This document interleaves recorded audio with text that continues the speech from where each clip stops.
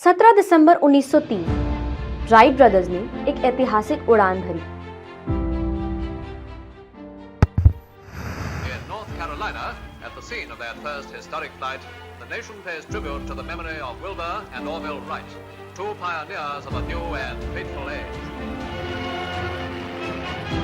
And as per historical facts, वो ऐतिहासिक उड़ान थी पहले एयरक्राफ्ट की। But let me ask you something. Was it really the Wright brothers, or are we missing out on the truth? ऐसी कई modern technologies हैं जिनका वर्णन हमारे वेदों में ऑलरेडी हो चुका है, और उन्हीं कंसेप्ट्स में से एक कंसेप्ट है द कंसेप्ट ऑफ एविएशन, जिसके बारे में हम आज के इस वीडियो में जानेंगे और फाइंड आउट करेंगे कि पहला एयरक्राफ्ट आखिर किसने उड़ाया था। So stay tuned and watch this video till the end, and don't forget to like, share and subscribe to our YouTube channel. दरअसल हमने हमेशा अपनी किताबों में यही पढ़ा है कि पहला एयरक्राफ्ट द राइट ब्रदर्स ने उड़ाया था, मगर हमारे वेदों में इसका वर्णन राइट ब्रदर्स के डिस्कवर करने से पहले किया गया था। यानी कि आज से 7000 साल पहले ही एयरक्राफ्ट्स का कंसेप्ट हमारे वेदों में ढूंढ लिया गया था, और इसे ढूंढा था वैदिक युग के महर्षि भारद्वाज ने। उन्होंने एविएशन कंसेप्ट के बारे में अपनी एक स्क्रिप्चर में लिखा था, और इसी के आधार पर 19वीं सदी के एक इंडियन वैदिक स्कॉलर शिवकर बापूजी तलपड़े ने एक अनमैन्ड एयरक्राफ्ट बनाया था, वो भी राइट ब्रदर्स की डिस्कवरी से 8 साल पहले।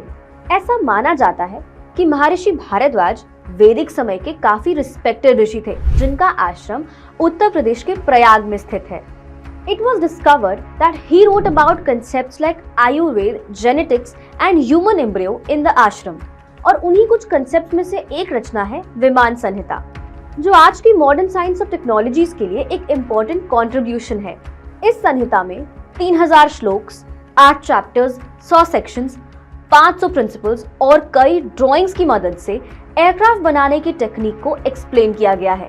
पर अब सोचने वाली बात यह है कि अगर हमारे वेदों में इसके बारे में ऑलरेडी मेंशन किया गया है, तो भी हम में से कई लोग इस बात से अनजान क्यों हैं? क्यों कभी किसी को ये नहीं बताया गया कि राइट ब्रदर्स से पहले ही हमारे भारत देश के ही एक नागरिक ने इसकी पहली उड़ान भरी थी? और सिर्फ यही नहीं, इस बात को वहां कई लोगों ने विटनेस भी किया था, और यहाँ तक कि उस समय के काफी चर्चित न्यूज़पेपर एजेंसी केसरी ने इसको प्रिंट भी किया था। पर फिर भी आज के समय में लोगों को हमारी इतनी प्रोग्रेसिव अचीवमेंट का कोई आइडिया नहीं है। So why was this achievement not recognized as a contribution made by an Indian? ऐसा इसीलिए क्योंकि उस वक्त इंडिया में ब्रिटिशर्स का शासन था, और उन्होंने इस बात पर रोक लगा दी थी और फंड करने से मना कर दिया था। और हमारे वेदों के अनुसार ये भी कहा गया है कि महर्षि भारद्वाज को इकोसिस्टम में होने वाले बदलाव का भी ज्ञान था, और उसी को ध्यान में रखकर उन्होंने कई एयरक्राफ्ट्स की डिजाइनिंग भी की है। जैसे त्रेता युग में मंत्रों से उड़ने वाला 25 से भी ज्यादा मांत्रिका विमान, और हम सब जानते हैं कि रावण के पास पुष्पक विमान था, और उस पुष्पक विमान को भी महर्षि भारद्वाज ने ही डिजाइन किया था। यहाँ तक कि महाभारत में इस्तेमाल हुआ सौभा विमान भी उनके स्क्रिप्चर्स में मेंशन है, और साथ ही आज के कलयुग में पावरफुल इंजन से उड़ने वाले कृतिका विमान के बारे में भी लिखा है। और ऐसे ही विमानों के डिजाइन को स्टडी करके 1895 में भारतीय वैदिक पंडित शिवकर बापूजी तलपड़े ने वर्ल्ड का पहला अनमैन्ड एयरक्राफ्ट बनाया था, वो भी राइट ब्रदर्स के डिस्कवरी के 8 साल पहले। तो देखा आप कैसे हमारे वेदों में इनोवेशन पहले से ही मौजूद है, लेकिन हम अक्सर इससे अनजान रह जाते हैं।